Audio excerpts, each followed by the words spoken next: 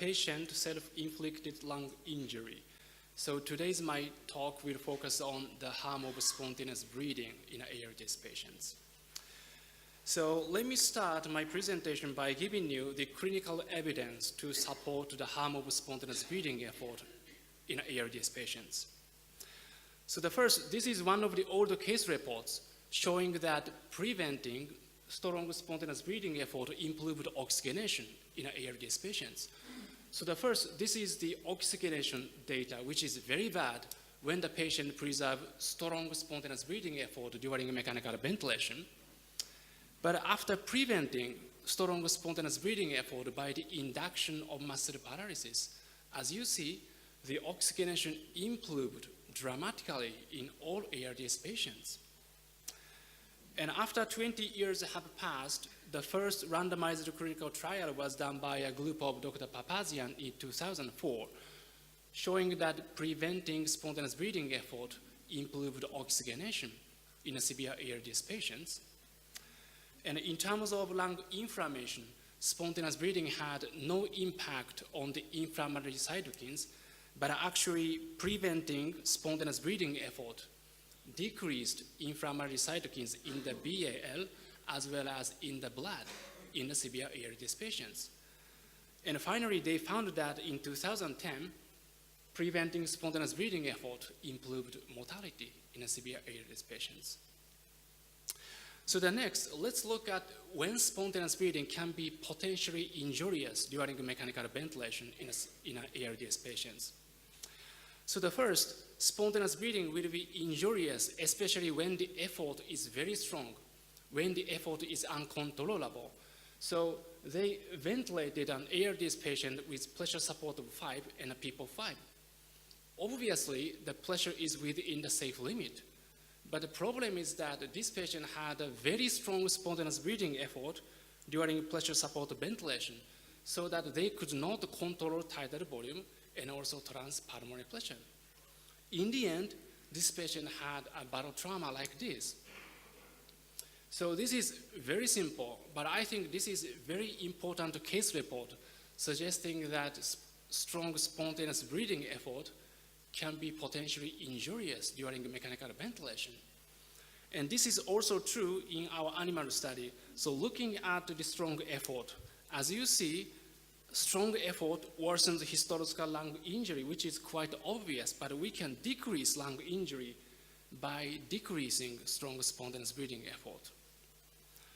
The second is spontaneous breathing will be injurious, especially the lung injury is more severe. So looking at the data from Papazian's study, the beneficial effects of muscle paralysis on the mortality was confined to more severe ARDS patients. So when we look at less severe ARDS patient population, actually there was no difference in terms of mortality between spontaneous breathing versus muscle paralysis. And this is also true in our animal study. So in the mild ARDS, as you see, spontaneous breathing reduced lung injury, so that we confirmed the beneficial effects of spontaneous breathing effort in the mild ARDS model. But in a severe ARDS, the impact of spontaneous breathing was totally opposite. So in a severe ARDS, as you see, strong effort worsens histological lung injury, and we can reduce this by paralyzing the animals in the severe ARDS model. So the impact of spontaneous breathing on the lung injury, either it's good or not, is depending on the strength of spontaneous breathing effort and also the severity of lung injury. And I think it is very likely that spontaneous breathing worsens lung injury with very strong spontaneous breathing effort and also a severe ARDS. So the next, I will describe several mechanisms explaining why strong effort can be potentially injurious in a severe ARDS. So the first is a high transpulmonary pressure and a large tidal volume due to a strong spontaneous breathing effort.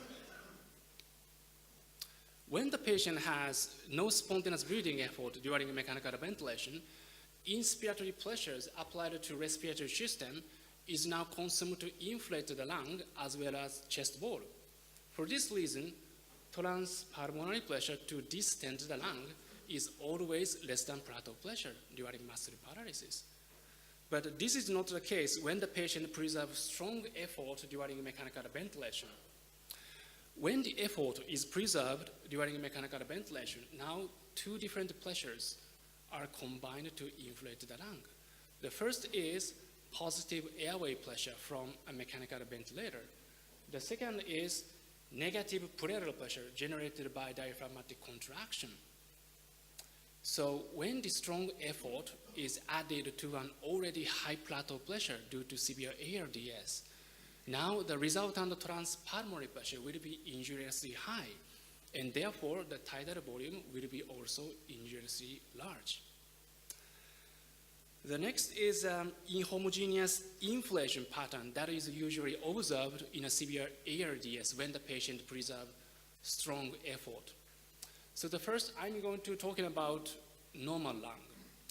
So in the normal lung, generally speaking, the negative pleural pressure generated by diaphragmatic contraction is transmitted immediately and uniformly all over the lung surface, creating a fairly uniform increase in the transpulmonary pressure. And this uniform distribution of forces is termed as fluid-like behavior, so that spontaneous breathing can achieve homogeneous ventilation during mechanical ventilation in the normal healthy lung. When the lung is injured very severely, injured lung does not present fluid-like behavior anymore. So in this case, when the patient preserves strong effort, negative change in a pleural pressure generated by diaphragmatic contraction is not transmitted to the rest of the lung, but rather concentrated, localized in the dependent part of the lung, where the pressure was first generated, increasing transpulmonary pressure locally in the dependent part of the lung and causing a quite heterogeneous ventilation pattern during mechanical ventilation when the patient preserves strong effort in a severe ARDS. And this heterogeneous ventilation pattern is usually accompanied by Pendelluft. So the next, I will show you how Pendelluft look like with EIT images. So this was recorded when the patient was completely paralyzed, so there is no Pendelluft. Inflation, deflation, inflation, deflation. So inflation, deflations occur simultaneously all over the lung field. So inflation and deflation is now absolutely in phase among lung regions during muscle paralysis. But this is not the case when the patient preserves spontaneous breathing effort in ARDS. So when the patient starts to breathe, now,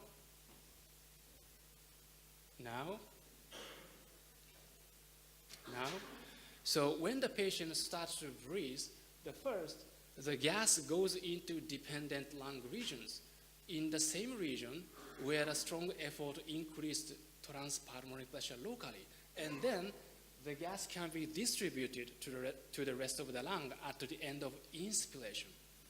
So now the inflation and deflation is absolutely out of phase among lung regions. The next, we have evaluated the local air movement during paralysis versus during spontaneous breathing effort. So from top to bottom, the first is airway pressure, esophageal pressure, and the local air movement in the non-dependent part of the lung. And the bottom is local air movement in the dependent lung regions. The first is paralysis. So please look at non-dependent and dependent local air movement. So during paralysis, when the inflation starts, non-dependent and dependent, both regions inflate simultaneously and deflate simultaneously, which does make sense. But when the patient preserves spontaneous breathing effort during mechanical ventilation in ARDS, now we observe two key differences. The first, spontaneous breathing increased inflation of dependent part of the lung, which magnitude was more than twice than during muscle paralysis, despite with the same global tidal volume So this is the key. The second, this early inflation of dependent part of the lung was accompanied by simultaneous deflation of non-dependent lung area in the early stage of the breath. So this suggests the movement of air from non-dependent to dependent lung regions during diaphragmatic contraction. This is why we call this heterogeneous ventilation pattern the Pendelluft. The next, we have evaluated the magnitude of dependent lung stretch, which was observed during spontaneous breathing effort.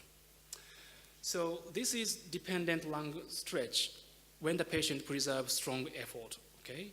And then we polarized without changing any mechanical ventilation setting, so that you will see now dependent lung stretch was reduced by preventing spontaneous breathing effort. It's because now there is no negative pleural pressure from diaphragmatic contraction. And then what we did is we increased tidal volume during muscle paralysis until we get the same magnitude of dependent lung stretch, which was observed during spontaneous breathing effort.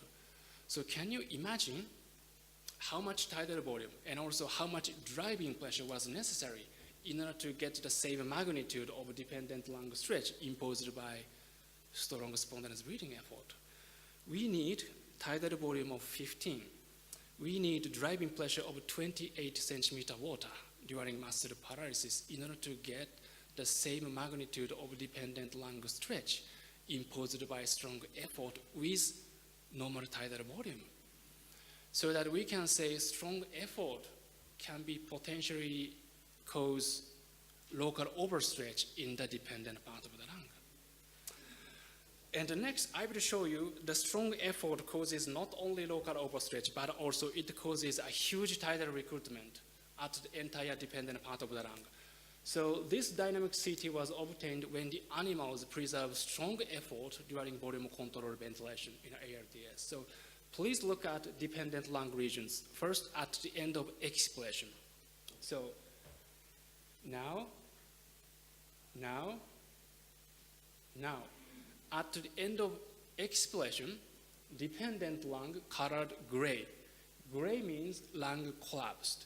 So at the end of expiration, dependent lung was extensively collapsed. But the next, let's look at the end of inspiration. Now.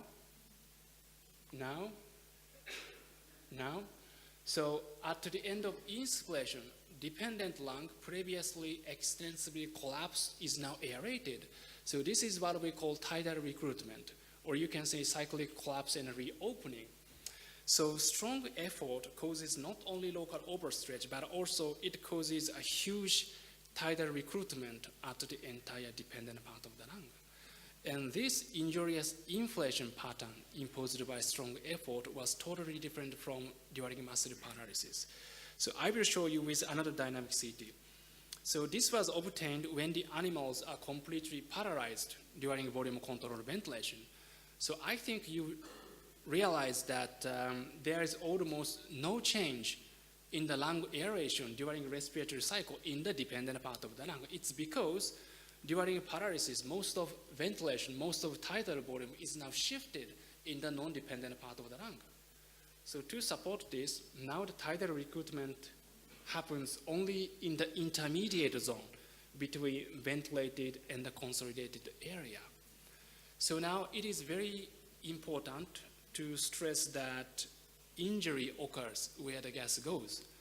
So the next, let's look at the distribution of lung inflammation with FDG PET techniques. So the first, this is paralysis in a severe ARDS. So as you see, the inflammations predominantly occurred in the non-dependent part of the lung, where typically receives most of ventilation during muscle paralysis. And also this was confirmed by Professor Giacomo-Berani. So he also confirmed inflammations occurs in the ventilated area in the ARDS patients. But when the strong effort was preserved in a severe ARDS, now you see strong spontaneous breathing effort increased inflammation extensively.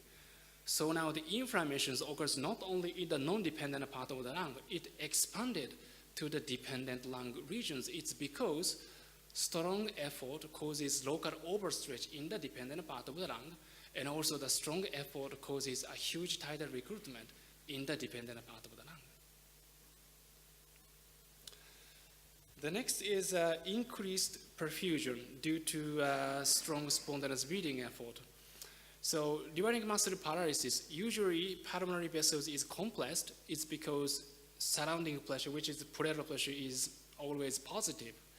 But when the patient preserves strong effort during mechanical ventilation, surrounding pressure is low. So negative pleural pressure from diaphragmatic contraction distend the pulmonary vessel and increase the pulmonary perfusion. In the presence of lung injury, permeability is increased, so that lung edema is also likely to be increased. The next is asynchrony. So when the patient preserves spontaneous breathing effort during mechanical ventilation, such patient always have a risk to be suffered from asynchrony. And the recent paper showed very nice result, which is the patient who has more asynchrony had a higher hospital mortality. And today, I would like to highlight one asynchrony, which is reverse triggering. It's because we don't know much about reverse triggering, especially its inflation pattern, either it's injurious or not. So we recorded 2 consecutive breaths, mechanical breaths with reverse triggering, and the mechanical breaths without reverse triggering during volume control ventilation. So from top to bottom, the first is airway pressure and the flow, esophageal pressure, and the tidal volume, and the local air movement in the non-dependent part of the lung. The bottom is local air movement in the dependent lung regions. So the first, this is normal mechanical breath without reverse triggering. So this is typical waveforms of volume control ventilation. So look at non-dependent and dependent. When the inflation starts, both regions inflate simultaneously and deflate simultaneously again. The next is a mechanical breath with reverse triggering. So spontaneous breathing effort starts just in the middle of the mechanical breath, so that we can say this is reverse triggering. But what is interesting is that after that, spontaneous breathing during reverse triggering accelerated inflation of dependent lung regions by drawing the gas from non-dependent lung regions, and also by drawing the gas directly from an inspiratory flow of a mechanical ventilator. But please note, this is volume control ventilation, so look at tidal volume. Tidal volume was exactly the same with or without reverse triggering. But looking at this inflation pattern, maybe reverse triggering can potentially cause local overstretch and also tidal recruitment. Of course, it depends on the situations, also the frequency of the reverse triggering, but more data is necessary to test this hypothesis. And before finishing my talk, I would like to introduce one very important concept which was produced by 3 big opinion leaders in this field. So patient can hurt themselves by their spontaneous breathing. This is very important concept. Initial lung injury occurs by pneumonia or trauma or something. It causes capillary leak, increases lung edema. And lung edema worsens gas exchange and increases PaCO2. So impaired gas exchange will absolutely increase respiratory drive of the ARDS patients. So severe lung injury and also strong effort, they are closely related with each other, and both work together to worsen already injured lung with several mechanisms that I described today. So this is what we call vicious cycle of spontaneous breathing. And we have to stop this vicious cycle of spontaneous breathing by decreasing strong spontaneous breathing effort and also by improving lung mechanics. Thank you so much.